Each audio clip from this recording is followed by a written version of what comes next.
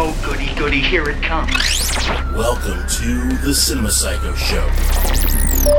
You are interested in the unknown, the mysterious, the unexplainable. That is why you are here. Oh, my God, don't stop now! With your hosts, Brian, John, and Elaine. Welcome to the Cinema Psycho Show, the madhouse for film freaks and film fans of all types. I'm your host, Brian Codrington, joined by my fellow co-host and filmmaker, John Wolfscroft. No Elaine today. Let's rock out with our cocks out. This is a guy's party, okay? No girls allowed. They have cooties. Don't care for them. No, you don't. So, we're on episode 67. 67. Yeah. And this week we're going to be talking about dude films, or bro films, as they're called. It's about time that we white males, young white males, have finally had some films that are for us. Yeah, you know. Why not? And it's why not? Yeah. You know. And that's a lie face you just made. That's a lie face I just made. It's been a really rough week, you know. Like it's been there, yeah. You know. So yeah. As we stated, Lane is not here. She is off the coast of Saipan teaching sad clowns how to smile again. Really? I think that's what it is. You think that's what it is? I'm not sure. Either that or she's studying the mating rituals of the silverback gorillas of the Belgian Congo. Not sure. One of the two. One of the two. Yeah. So before we get to that, I mean, the way we kind of set up this whole podcast episode today is that we picked like our top 5 dude films. Bra films. And we're basically going to go down the line, but we're going to explain what a dude film is for the uninitiated, so to speak.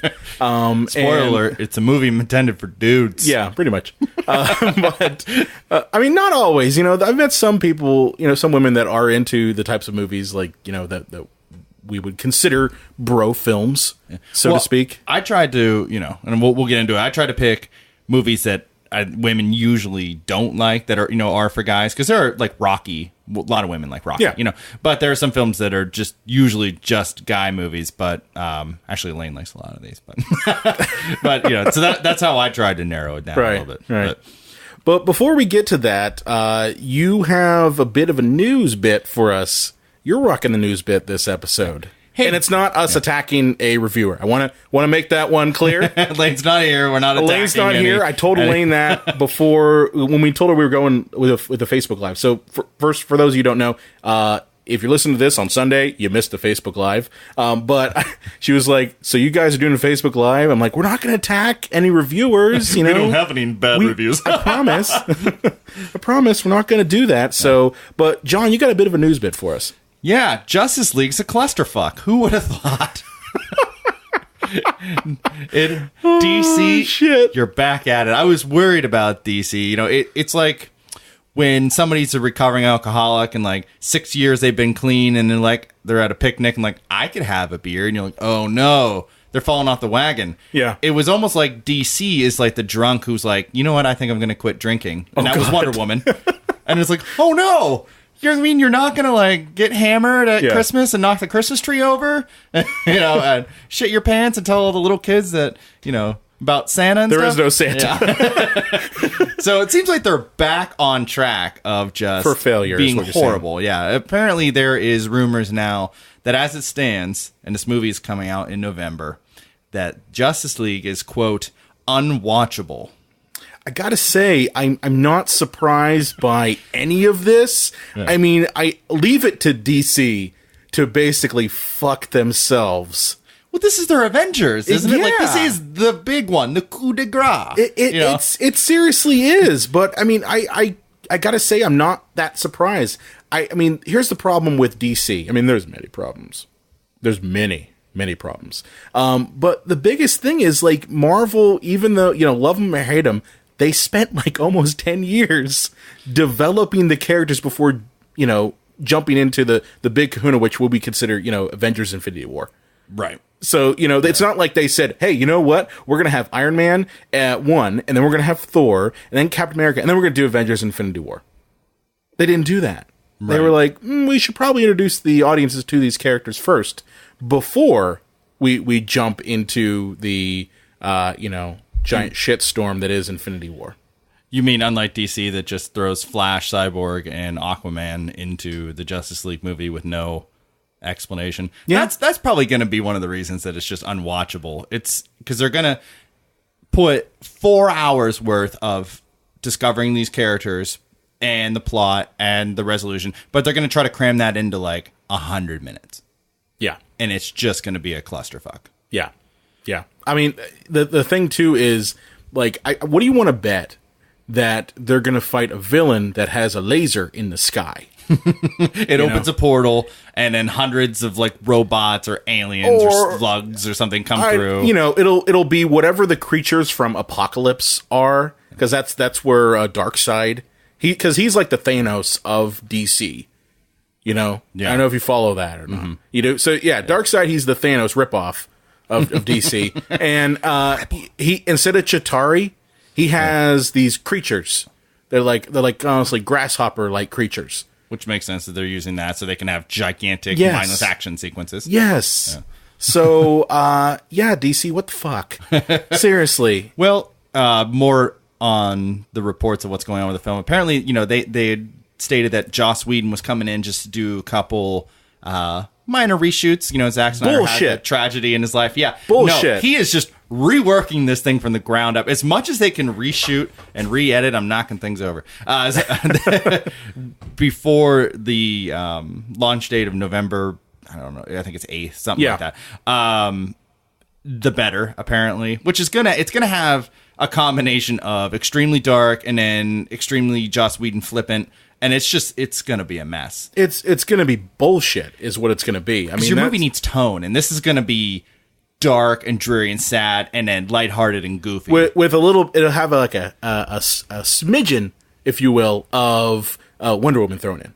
Yeah. They'll throw a little bit just on the top, just because they say, oh, that's what the kids like nowadays. Well, that's one of the big reshoots they've been doing is adding a lot more Wonder Woman stuff in because it actually was successful with critics and box office and fans. So, yeah, they're like, well, better get a lot more Wonder Woman stuff in there. Yeah, and then you've also got this whole rumor of Ben Affleck being done with Batman. Yeah, he does not like not being liked. If these movies were going great, he'd be like, I'll do 20 of them. Yeah. Just like me. Me, please. So what you're saying is the movie Gone Girl is more of a autobiographical film. It's basically his life. He doesn't like being disliked. Yeah, and you could see it when they did the press junkets for Batman v Superman and stuff. Just the life just left his eyes. Yeah. When he wasn't being asked a question. Cold stare. Yeah, so the Batman standalone film is supposed to come after this. He stepped down as director. He's probably stepping down as Batman. I think his brother kind of intimated that he's out. Yeah. Which probably you shouldn't have said, but so he might not even be starring in the film. It's Casey Affleck, so I mean, give it to Casey Affleck to fuck something up. Yeah.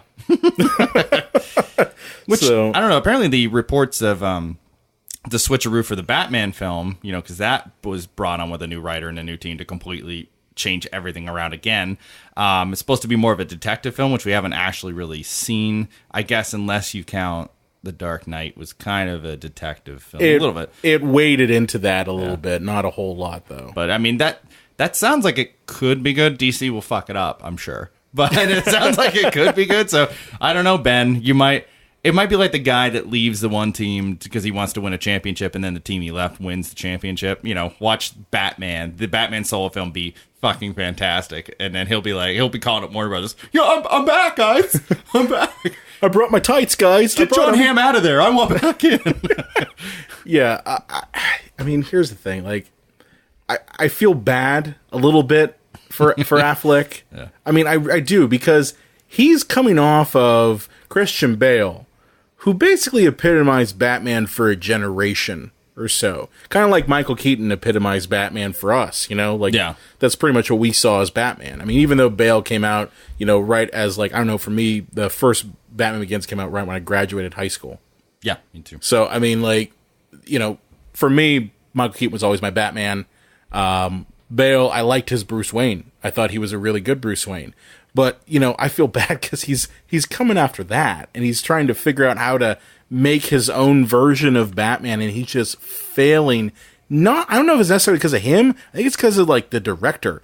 I think he's pulling a Hayden Christensen on this one. Well, the one thing that's nice about him as Ben Affleck is Ben Affleck himself seems like a seedy jerk. Like, he just seems like a scumbag. He does. So when he's playing Bruce Wayne, the character, you know, when he's in public, it really works because he just already seems like a skeezy, filthy kind of human being. He's just playing now an older version of himself. Yeah. I mean, Thank you, Lauren. Thank you, Lauren. Again, you're not on the live stream. You're missing all this stuff. You're not going to understand what the fuck we're talking about. I just think it's partially his fault, and it's partially Zack Snyder's fault. I don't like kicking a dog when he's down. I know that Zack Snyder's going through a lot of family things, and it's horrible what happened.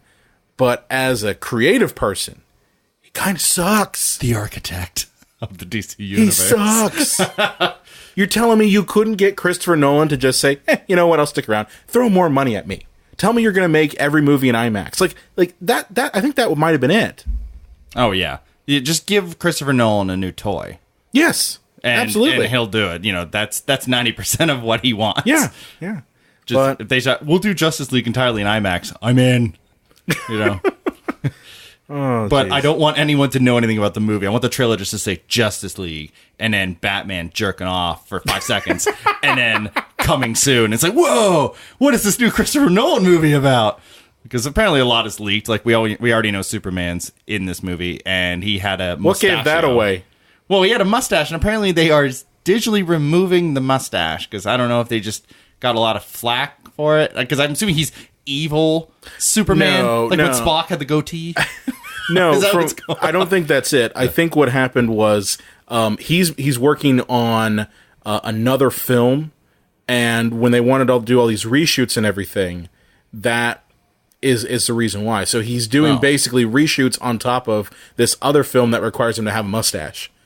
So it's not like he can shave it off. Well, they can get merkins. Can't they get like merkin? Face merkin? Face merkin.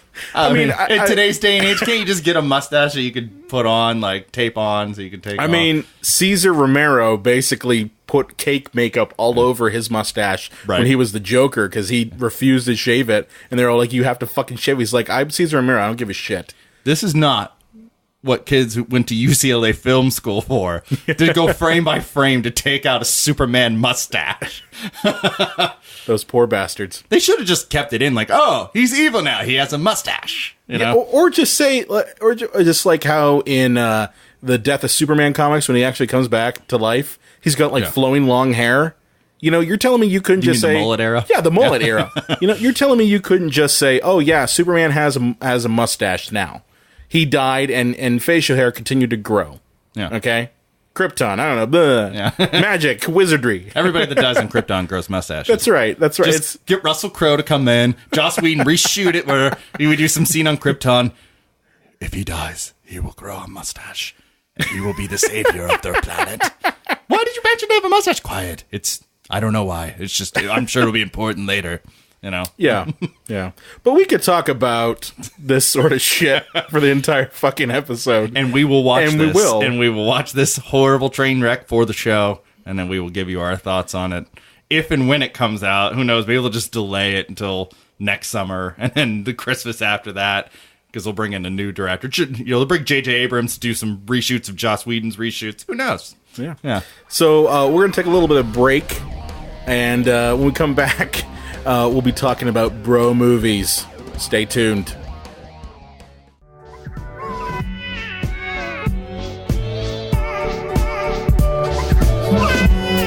All right, pause. You're enjoying this Epicast Network show, but what are you going to listen to next? Come over and listen to us, Does This Hold Up podcast. It's a movie review show where we take films from the past, analyze them, answer the question to does this hold up? Not really. Not really, no. We talk about things like Karate Kid. You've all seen it. You love it. But do you remember Mr. Miyagi gets blackout drunk and talks about how many Germans he's killed in the war? You've seen Goonies. Have you seen Mouth? He's not Mouth because he's loud. Mouth can fit a lot of things in his mouth. He's terrific at oral. He's known for how many round things he can juggle with his tongue.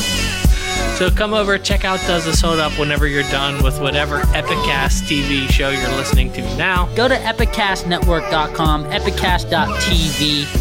At Does This Hold Up.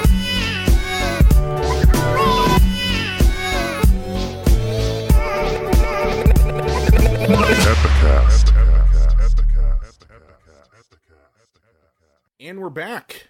That was a message from our friends over at the Epicast Network. Specifically, Does This Hold Up? Great group of guys over there. Funny guys. Yes. I think our live audience just got into our post editing, like we gave ourselves away. Oh yeah. I don't. I'll be honest with you. I don't hide behind the like wizard hat. You know, like Wizard of Oz, the person behind the curtain. No. You guys get to see everything. Although we do act like we just listened to the ad. It's like, that was amazing. No, Thanks, guys. no. I have listened to the ads, but yes, yeah. You know, I've listened to all the ads. But no, I mean, we have a group of ads. We got to pick them, and we usually pick a good one. So I like Does This Hold Up? They're funny. They're kind of like us. Mm-hmm. I'm actually kind of mad at them because that's a great idea, and I kind of wish that we could just steal it for our show. But. Well, here's the funny thing. So I was listening to their newest episode. It was this week. I should remember what the episode was. But they had a conversation. Oh, it was Ace Ventura, Pet Detective. Oh, God. Yeah. Yeah, I think I know where this is going. And they had a conversation about, and it wasn't even related necessarily to Ace Ventura. It was just a conversation about toiletries. And they didn't like toilet paper. Okay. And they were like, we've had toilet paper around for over 200 years, and the best we've got is toilet paper. And I'm thinking to myself, well, bidet is one. And so Three seashells. That's exactly what I said to them. That's exactly what I said. I was like, you got, 3 seashells. So I tweeted them. I'm like, you don't know how to use the 3 seashells. Demolition Man was one of the suggestions given to me from my buddy Jake for bro movies. Oh, that was a sweet transition right there. That was a sweet fucking transition there. So, yeah, bro movies. Everybody loves them. So, before we get... Mostly bros. So, before we get into bro movies, what is a bro movie? Well, Brian, I feel that this is a complex question. Because, are we defining this as like frat boy kind of movies intended for guys of all ages, movies about men on men? Or is it gay pornography? That's gay porn. Okay. Just checking. I don't judge. There's nothing wrong with that. My friend James had sent a couple of gay options over to us. Okay. Yeah. So okay. But no, I guess for me, like, I view bro movies as basically like almost in the same realm as like buddy cop. You know, like that's a type of bro movie. So the polar opposite is chick flick. Yeah. A movie that is intended for the opposite gender of myself. Yeah, there's not a whole lot. I'll say this: there's not a whole lot of thought given to bro movies. Like, it's mostly just, let's get some action, let's get, somewhat like a usually hero villain type thing going on, and there's usually some sort of male bonding happening between the two characters. Yeah. So, like, while buddy cop kind of fits into the category of bro movie, I think like it could be any sort of action movie, basically. The testosterone has to be high. Yes. Because, let's be honest, Hollywood caters to the male audience. Unfortunately, it does. Yeah, most of the stars of movies are guys. The heroes are men, mostly. We're seeing a little bit of a change in that. But the actual bro movie are the ones where guys are just compensating for something, or just punching stuff, or blowing stuff up, Or getting into wacky adventures. Yeah. Like really wacky adventures, that sort of thing. So yeah, bro movies, it's hard to categorize it, honestly. Well, I asked quite a few you did online, and they it broke down into 2 categories, which were action movies and gross out comedy. It seemed to be those were the 2 ways that people kind of went with that. So, movies that are riddled with fart jokes or heads exploding. So, yeah, good. And that's kind of the way I viewed it too. But I mean, I picked some movies that, and I told you this. My number one is actually, I think, a Pantheon. I'm excited. For this. God, oh God. So, do you want me to go down like my top 5? Let's do it. Or do you want to do your top 5? All right. Well, if you got a surprise there at the end, I'm gonna go through. Okay. So looks like somebody had brought up Team America. On the Team America is a good one. That's a good one. For a second here. All right. So number 5 here I got. Now this is a movie that can be enjoyed by the ladies, but Goodfellas. Oh, that's a good one. Yeah. I mean, you want to talk about just guy-driven, testosterone-ridden. I mean, Joe Pesci. Yeah. I mean, that's pretty much it. Like, the whole movie quite literally is a testosterone fest. And you've got, like, cultural things going on there, too, because it's also, like, I mean, I guess it's kind of stereotypical, but it explores the Italian-American family life in the mob, and how the inner workings of the mafia. So, like, guy movies typically love seeing things about mobsters. Anything about gangsters, they'll watch it. You know? Well, that has that whole masculinity kind of thing, like, you do the honorable thing. You don't rat out your friends. There's a hierarchy. Like, you challenge us, we're going to break your legs kind of, and guys watch that. Meanwhile, these are like a dentist who, brings his motorcycle in for the big race of Sturgis, thinks that makes him bad. But meanwhile, anybody challenges him and he cries, but he's like, yeah, Goodfellas, I'm bad like that. Yeah. I'm a tough guy. No, you're not. But, it helps you vicariously live through that. Yeah. Number 4 here, Scarface. Oh, you picked a lot of gangster films. Yeah, I mean, Scarface. That's a good one. That's when you get the toxic masculinity at its finest is in the gangster genre, and nobody was more proud of his testicles than Tony Montana. You mean his cojones?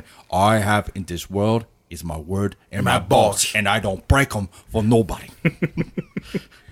You put your head up your culo. Oh God, it's such a good movie. I try to watch that at least once a year. Have you ever seen the cut? I think it's actually an extra on the DVD for Scarface of all the F-bombs they drop off in that movie. Like, it's literally fuck, the whole thing. It's all the movies on there. I think for a period of time it was the crown and king of fucks in films. I honestly, I still don't know how the hell they're able to get that to be broadcast on, like, regular TV. Not just that, it's just like the chainsaw sequence. Like, no, let's run this on TNT at 2 in the afternoon. And they do. Yeah. That's the thing. You'll find that you just be like, oh, look, there's so-and-so getting chopped up by a chainsaw. Or there's the whole shootout at the end of the film. But, like, Scarface, oh, that's such a good pick. Yeah. Yeah, good pick. Let's see here. What else you got there? And then you get into the comedy section, Animal House. That's good. That's a dude comedy. That's I think one of the first like really good ensemble goofy comedies. Yeah, I think it kind of broke in that wave of Caddyshack and Stripes and Porky's. Yeah, that irreverent comedy and sophomore humor. Like, I see a lot of the films that I have, like, I'm not going to tell you which ones they are yet, but a lot of the modern comedies, the modern sophomore comedies, pulled directly from Animal House. Yeah. And when they say that nothing ages faster than comedy, and there are a lot of things in these movies, and especially Animal House, when I think it was Belushi who was like, oh, that woman's passed out, I'm going to have sex with her. It's, that doesn't really hold up. Yeah, that's pretty terrible. Yeah, 1978 or whatever is pretty terrible. Time. Yeah. Speaking, I just mentioned it. Caddyshack is my number 2. Caddyshack. That is, there's a sketch on Saturday Night Live where Bill Murray was like, "Are you a young man between the ages of 5 and 29? Then you need the quotable Caddyshack." I remember that one. Yeah, I remember that sketch. But yeah, I mean, Caddyshack it's another goofy comedy. And what's interesting about Caddyshack is you don't have to be a fan of golf to get it. Yeah. Like I hate sports movies where you have to understand some bit of the sport to understand what's going on. Like, it's not about the golf. It's about the characters and the dynamics of the characters and even the goofy little squirrel creature that Bill Murray's trying to kill the whole entire time. I love the scene when he's got the fucking plastic explosive rabbit. Yeah. He's like, hey, here's the gopher. And here's your gopher's buddy, Mr. Rabbit. Hey, how's it going, Mr. Rabbit? And here's me. Boom. He's just like laughing hysterically. Yeah, I don't. So that's good. One I would say. I don't know a single woman that likes Caddyshack. I've never really. Met her. Yeah, and that's one of the reasons why I picked it. I was oh my god, I just love Caddyshack. I've never heard that. I think they probably like it. It's just probably not to the level that, say, most guys will quote. They'll quote Caddyshack. You know, Cinderella story. Yeah, that whole guys thing. tend to quote a lot more than women do. So if the movie's quotable, yeah, it's gonna happen. Yeah, that's one of those delightful traits that we men have, where we quoting quote movies, everything. Yeah, and to ad nauseum too. Basically, we quote it to the point where they're like, "Shut the fuck up." I'm pretty sure. Yeah, when we were waiting in like Kristen's class, I think the whole class just would talk in quotes for a while. I always wondered if Kristen got what we were saying. She was around our age, so like she probably was like, "Yeah, I understand what they're saying." Movie people, it's that sort of thing. Well, I was at an event, setting up an event. I can't remember. You were there. It was you, I, TJ. Yeah, and we were quoting verbatim Jurassic Park, and she was like, "Man, I can't believe you guys know that so well." I'm like, "Oh, look, we grew up with it." She's like, "I grew up with it too, but I don't know all the words." Some people got really into Jurassic Park. Some people just got caught up in the fandom. Yeah. I mean, like that's just kind of how it works. Mm-hmm. But cool. So what else you got? And then my number one, the greatest bro flick of all time, has got to be Predator. Oh, Predator! And oddly, one of the most accidentally homoerotic movies of all time. Decker, you son of a bitch! What's the matter, Dylan? They got you pushing too many pencils. Yeah, got you pushing too many pencils. And just the hold on their arms. It's all veiny. There's so many veins. I thought after their handshake thing, they were just going to go in for a smooch. I mean, they seemed really into each other and their muscular. I mean, I thought that they were gonna jump and skip. Like skip down, la la la la, with lollipops in hand. Yeah, I don't know if they'd be able to do that because the muscles in their feet might prevent them from skipping more than they skip leg day. You think so? They skip leg day. I mean, Arnold used to have to do leg day when he was Mr. Olympia. He had to have muscles all over. But when he got into the movies, he skipped leg day. Carl Weathers skipped leg day. I mean, if you go back and watch Rocky, little tiny legs, gigantic man up top. Well, Carl Weathers, are you going to run for governor or not? That movie has two governors in it. When is Carl Weathers running for governor? I don't know. Arnold and Jesse Ventura. His Force Ghost has to show up in the next, Rocky film, doesn't it? Mm-hmm. Yeah, it does. So yeah. Why not? Why not? Force or Ghost. dream sequence, because his kid is just like, I can't win the next big fight, and then he has a fever dream, and his dad's there. It's like, you could do it, son. Eye of the tiger. It's like, but you got knocked out by a fucking Russian. Yeah. And I'm fighting a Russian. And there you go. Because that'll be because of all the Putin stuff, it's topical. Yeah. It's topical. Yeah. Except the president will be rooting for the Russians. President Trump, why are you rooting for the Russian? I don't know. He's a good guy. I like him. He knows how to get things done. He's not like Obama. Dude, let it go. You've been president for 7 months. Would you stop mentioning Hillary and Obama? That's all the man's got. Sorry, we got political a little bit. As I said, it's been a rough week. We've had a couple. Hangover was mentioned by Heather. Yeah. Team America by Eric here. Kingsman, head exploding. We had mentioned that's head a good explodings. Fight Club. So cool.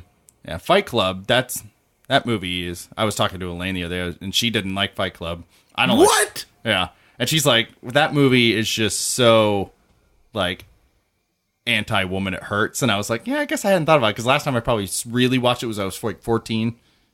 I love Fight Club.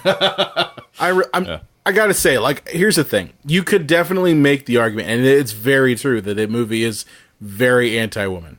But I love the cinematography of it. I love the story. I love the characters in it. You know, everything like, Chucky Palahniuk or whatever. I don't really read his books, but I've read a few of his books, yeah. and I'm never. You're not a fan of them. One. Yeah, yeah. But I mean, I like that film just because it's beautifully shot, you know, and it's edited really well, and a lot of the messaging they are giving out is kind of realistic. You see a lot of guys who, you know, their idea of masculinity is go to the gym every day, but not really testing themselves out, that sort of thing. So, I don't know. Fight Club, I think, is good. That's up there with, for me, for Hook, Hocus Pocus, and Matrix. The movies that I mentioned that I don't think hold up, and I just get shredded for. Those are more nostalgia films. Like, it's not even necessarily a does it hold up type thing. It's mostly just like, you know... Sorry, Jess. Oh, God. Fight Club was well done. See, there you go. See, yeah. But no, I guess for me, like Hook and all those other movies you mentioned, they really are more for nostalgia reasons, you know? Like, I love a bunch of movies from the 80s, but they don't fucking hold up nowadays. But I still like them because I was a fan of them when I was a kid. Mm-hmm. You know what I mean? Yeah. Jessica Winter Franklin said that she thought we were at your house and she wanted to come in behind the window behind me. No, we're not at my house, so sorry. And you'd have to get a ladder. We're on the second floor. You would. So let me go down the list of my stuff, and I changed one, and this is partially because I was told that I could not mention Dumb and Dumber, which you just did. Which I just did. So it's not in my top 5. It's not my top 5. I get it. Jim Carrey turned into be a crazy person who tortures women to death and doesn't believe in inoculations. Yeah, which is hard because when I was maybe about 10, 11, he was my hero, you know, and I mean, I kind of grew out of that a little bit, but like, so to now that he's just a crazy person, it makes me very sad. But Dumb and Dumber, yeah. Sorry, I love that movie. Yeah. So my top 5. The first one I have. Oh God, you are worst movie ever. Worst movie ever. So number 5, I have Superbad. Yes, Superbad. I picked a lot of ones that are kind of modern-ish.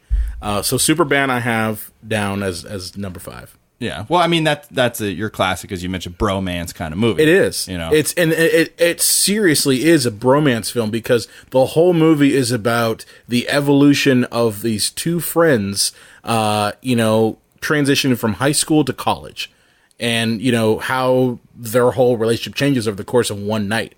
So I love the film. It's got great comedy. You know, it's the first time you saw, you know, what's his face? Michael Cera and the other one. Are you talking about McLovin or are you talking about Jonah Hill? Jonah Hill. That's it. Yeah. My brain, it's well, work I just today. watched Wolf of Wall Street again the other day. He's fucking fantastic. He is. He's a really good actor. He's not bad. A lot of people give him slack because he started off doing these goofy comedies. But if you look at his work, it's kind of evolved, you know, as he's gotten to be bigger roles. So, but yeah, I love Superbad. I remember seeing that movie with my brother, and we cracked the fuck up in the middle of the theater. TV, not a whole lot of movies do that. Oh, yeah. TV has almost ruined that movie for me because they run it so much. And anytime it's on, if there's nothing else on, Lane will put it on. And now the jokes are almost like that, like a song you love, and then the radio plays it to death. Like, the first time I saw it, I was in tears laughing so hard. But now I've almost gotten sick of it because TV just runs it to death. Like TBS. FX runs it. FX runs it all the time. It's like RoboCop 2 with WGN. I guarantee that's probably on WGN right now. If there's not a Cubs game. Why not? Why not run RoboCop 2? I mean, there's no other movies. Can't run 3. Nobody wants to see 3. No. So, I wonder if when they were filming that, they're like, this isn't going to work. This just isn't going to work. They were just like, this guy, he's really good at like making comic books, but he kind of sucks as a director. Because, you know, Frank Miller directed RoboCop 3. Yeah. And then I guess there was kind of his paying him back because he wrote RoboCop 2. And he gets a writing credit on that movie, but there's only like 5% of what he actually wrote is in that movie. Really? Yeah, because he ended up turning it into a comic book, and they just said what you wrote is unfilmable, but we're going to take like very few like core structure things that you have here and just rewrite it like 20 times. And so I think because of, him being Union, he gets a writing credit for it when you see the end of RoboCop 2, but he says like only 5% of what I wrote is even in that movie. Wow. I think the nuke and Kane, that's the villain. That's it. Yeah. That's it. The drug and the villain by name and character. The villain is really good. Like I like the villain in RoboCop 2. The drug, I kind of God only knows what it does. It's kind of like a speedball, I guess. Like it's like speed times 1,000. Yeah. With a euphoria element to it as well. Yeah. So, so I have for number 4, Total Recall.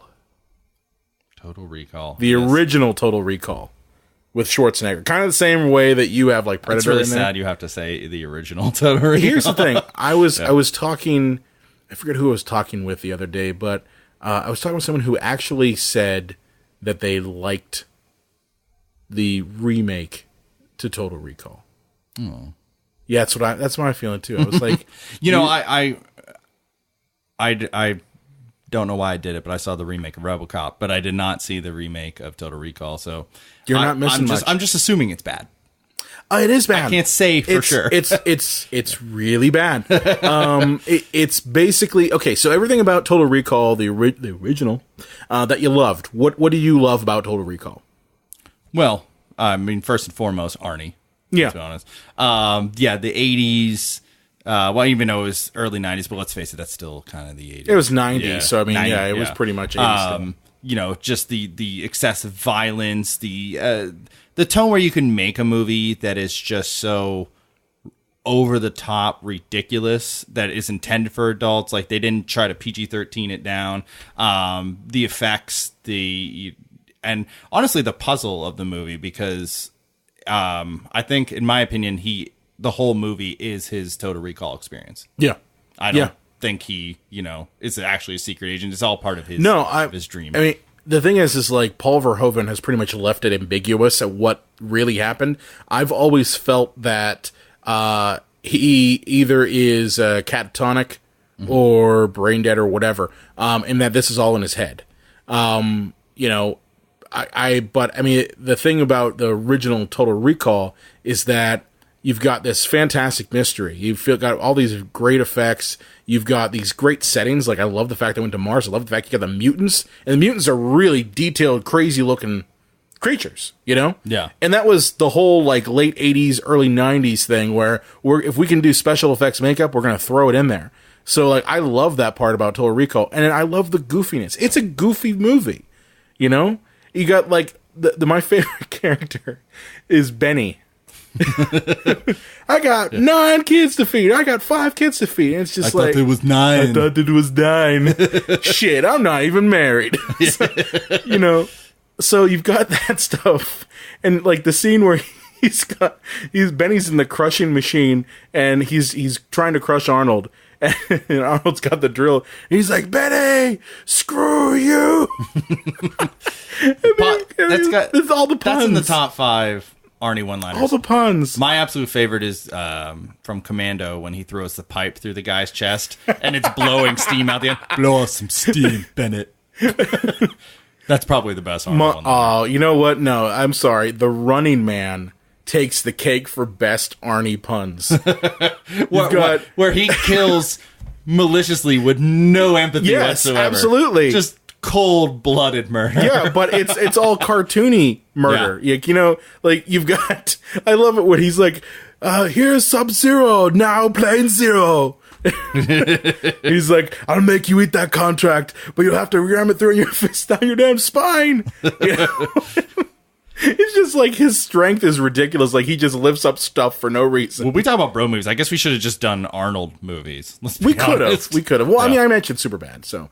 But anyway, Total Recall, fantastic film. Mm-hmm. It's really underrated, I think. A lot of people just kind of chalk it up to, it's a 90s sci-fi film. But did you ever know the history about how they try to get that movie made? It's a nostalgia movie. It's one of those movies that it doesn't have to hold up because it's one of the movies you kind of appreciate for its time. Yeah. But did you know they really struggled to get that film made. Really? They went through two With different... Arnold as no, the star. Well, the thing is they had gone through Dino De Laurentiis's production company, and they were all set to go make Total Recall, and then it went belly up.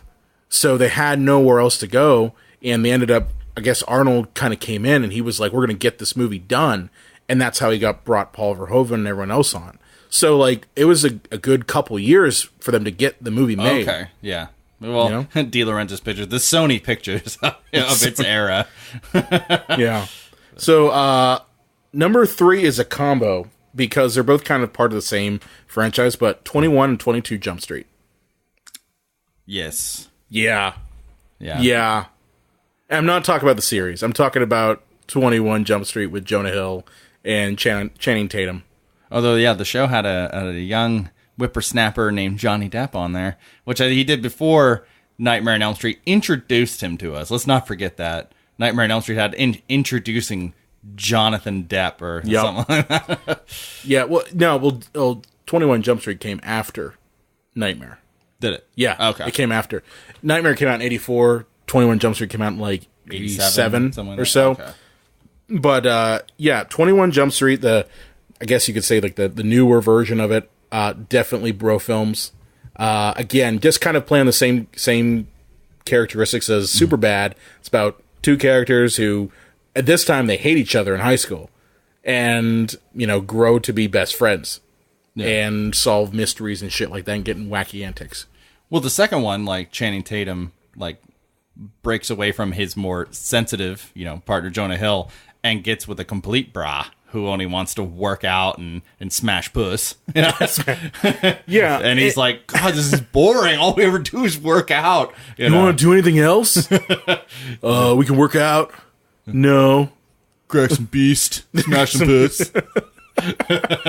Yeah, but I guess I love those movies just because it's self-aware too. Oh yeah. Like especially 22 Jump Street, where they do that whole end credit sequence where it's nothing but playing off of the franchise bullshit. Which is kind of dangerous because I think they are making 23 Jump Street. So it's like you can't make fun of having so many sequels and then just go do it anyway. Well, I heard with 23 Jump Street, they're going to do a thing where they combine, and this was leaked in that Sony email hack that happened a couple years ago, but they said that they're going to combine Men in Black with 21 Jump Street and have like a shared universe thing. So like 23 Jump Street would be sci-fi, which is why they're in space. Oh, Jesus. Yeah. What? Yeah. Why? Because what is this money. Shared universe, cinematic universe crap. God damn it. It worked for Marvel, and that's it. Stop trying to make these universes happen. I don't know. That's why I don't get it. So that horrible King Kong piece of crap that came out. Well, was they going to do a shared universe with that movie too? Godzilla. Oh, for fuck's sake! I mean, I know they were trying to do that also with the Universal Monsters with that Mummy remake. Oh yeah, that was god awful. Yeah, and if any of you out there watch the NHL playoffs and had to listen to Doc Emmerich, the Mummy and theaters everywhere, May 26th. Oh my God, every damn blow the whistle, they just advertise this fucking movie and Doc Emmerich's excruciating fucking voice. That alone made me didn't want to see it, and also that it looked fucking horrible. Was the icing on the cake. I mean, I don't have cable, so I didn't have to hear or any of the commercials or anything like that. So, like, I don't know that stuff. I just know I looked at the trailer and I was just like, what the fuck? Why is Tom Cruise in The Mummy? Yeah. Why is that necessary? It looked like Jack Reacher met the Brendan Fraser Mummy, and they just did like a crossover movie. It did look very much like that, but I mean, I was just like, what is this? And you realize, oh, it's supposed to introduce all these characters. You got fucking Russell Crowe playing Dr. Jekyll, Mr. Hyde, because why not? Yeah. Well, it's a shared universe. You got to introduce all these characters, and they're all interwoven, and that's right. Blah blah blah. And there's a vampire skull here because vampires exist too. Someone punch me in the face. Oh God, it's gonna happen. Yeah. So number 2 is The Other Guys. Yeah, that's the other guys, Mark Wahlberg. A playoff on exactly what we're talking about, the bro movie. That's or a cop. That's a buddy cop movie. But it's a parody. Yeah, a parody of that whole genre. So yeah, you went with very much the ironic bro movie. I did kind of. I mean, I kind of think I was trying to think about what exactly is a bro movie to me, because like people have different interpretations of the genre, no matter who you talk to. But for me, I felt like the buddy cop type thing, where it's mostly about the relationship between the two characters, is really the quintessential bro movie. Yeah. Well, you look at like the 80s, and the 80s were, if you watch the documentary Bigger, Stronger, Faster, which I recommend our audience does, it's a very, very good documentary, but how everything in the 80s became about muscles becoming bigger, faster, and that's how our advertisements were. We had He-Man for cartoons, G.I. Joe for cartoons. The Arnold and Sly movies were bigger than ever. And I feel that, the 80s were really when just the intense bro movie kind of hit its zenith. And now, like, that movie, because now you see like the Expendables, and they're all kind of being self-mocking about how old they are. Now we're kind of almost lampooning that, kind of coming on the other end where it's not Lethal Weapon anymore, it's the other guy. So it's the goofy satire version of Lethal Weapon. I think that Batman, the '89 Batman, pretty much killed the that type of archetype for the quintessential bro movie. Because, like, when Michael Keaton got cast as Batman, I mean, other than people flipping their shit because he was a comedic actor, and they had never seen, Clean Sober. But, they were like, well, Batman's supposed to be real muscular, and Michael Keaton isn't muscular at all. He's a skinny guy. And they judged it on that because they had in their head, oh, well, why don't you get Arnold Schwarzenegger, or why don't you get Sylvester Stallone, or someone so else to basically be... Batman, because Batman should be muscular. And they found that, you didn't need that. Even though he's wearing, basically padding in that. But it's counter to that whole, archetype from the 80s of this is what action movie is, this is what a bro movie is. Which is interesting because the other casting options weren't bigger guys. They might have been more traditional, like Charlie Sheen, who was really hot at the time, was up for that part. But guys, Alec Baldwin... they're not humongous dudes, but they're just, handsome guys with black hair. Yeah, pretty much. But don't have those sweet Keaton eyebrows. No. Oh, those Keaton eyebrows. All right, so number one. So we're up to number one, right? Number one now. Can I make a guess? What do you think it is? I'm going to say it's Running Man. No, it's not. Oh, shit. All right. No, it's not. I thought I pulled something out there. So number one. Do you want to give me a drum roll? Is Last Action Hero. Talk about, we had mentioned Arnold. It's funny because by that point, Arnold had reached the point where he was lampooning himself. Yes. He was playing himself. Are you a farmer? Well, here's some acres. Yeah. Last Action Hero, the same sort of thing for me. One, I love it because it's about a kid who loves movies. So, like, 1990, I think this came out in 92 or 93. So, it definitely was, I was kind of in that boat right there. So, kid who loves movies, and he really just loves this one action star, and he ends up getting a magic ticket that gets him into the movie. And I just love that concept. The story's ridiculous, but... That was a real popular thing around that time, that kind of, like, meta movie... That was real, and you had that movie, and then you also had around the same time, maybe a year or two later, Wes Craven's New Nightmare, and then Scream, and then of course we don't have to mention Scream ever. Lane's not here. I know she loves that movie. I can't stand that movie. For so many reasons, but it fits into that. Yeah, it does. But yeah, Last Action Hero, and I hope there are people out there who have seen it. We should do that for the show. A Pantheon? Do a yeah. I mean, I don't know. Does it fall into a Pantheon? That movie. I don't. I mean, I don't think it's fantastic, but I don't know why the critics shit on it so much. It'd be interesting to just kind of review it, and just talk about it, because it could be like a whole new series, not that bad, where we talk about, or it's just like Cable Guy, Last Action Hero. Waterworld is not as bad as people remember. Yeah, it is. It is pretty. There bad. are worse things than Waterworld. Yeah, no, it's pretty bad. I mean, I guess there's what's that? Cutthroat Island. Oh God, the Gina Davis pirate movie. I've actually seen that movie. That's like the worst movie, one of the worst movies ever made. Nobody wanted to make it. Everybody was just studio. They had like to do their last movie for the studio, so they all agreed to do it, but nobody wanted to be there. Oh God.